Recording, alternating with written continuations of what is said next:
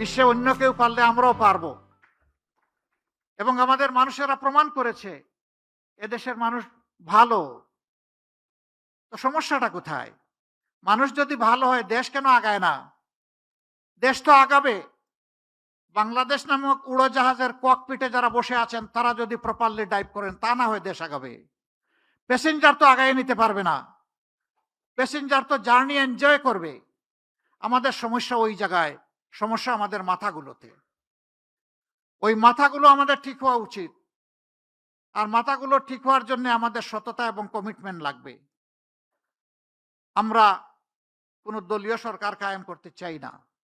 এই কয়েকদিন জনসভায় অত্যন্ত স্পষ্টভাবে জনগণকে বলেছি, আমি জামাতে ইসলামীর বিজয় চাই না, আমি 18 কোটি মানুষের বিজয় চাই। আমি কোনো গোষ্ঠ পরিবারতান্ত্রিক কোনো রাজনীতিতে বিশ্বাস করি না। আমি বিশ্বাস করি জনতার রাজনীতিতে, জনগণের রাজনীতিতে।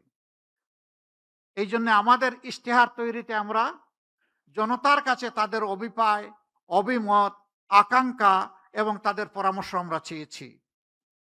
এই ইশতেহার তৈরিতে বিপুল সংখ্যক মানুষ, লক্ষ লক্ষ মানুষ আমাদেরকে তাদের মত দিয়ে, পরামর্শ দিয়ে সহযোগিতা করেছেন।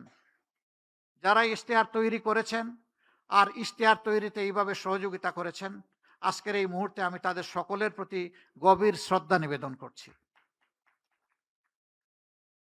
তারা আমাদেরকে উৎসাহিত করেছেন, তাদের চিন্তাগুলো আমরা বুঝতে পেরেছি। তৃণমূল থেকে সর্বোচ্চ পর্যায়ের মানুষেরা আমাদেরকে সহযোগিতা করেছেন। আমাদের যে ইশতেহার, এই ইশতেহার হবে ইনশাআল্লাহ জনবান্ধব, ব্যবসা বান্ধব, শান্তি বান্ধব, শৃঙ্খলা বান্ধব।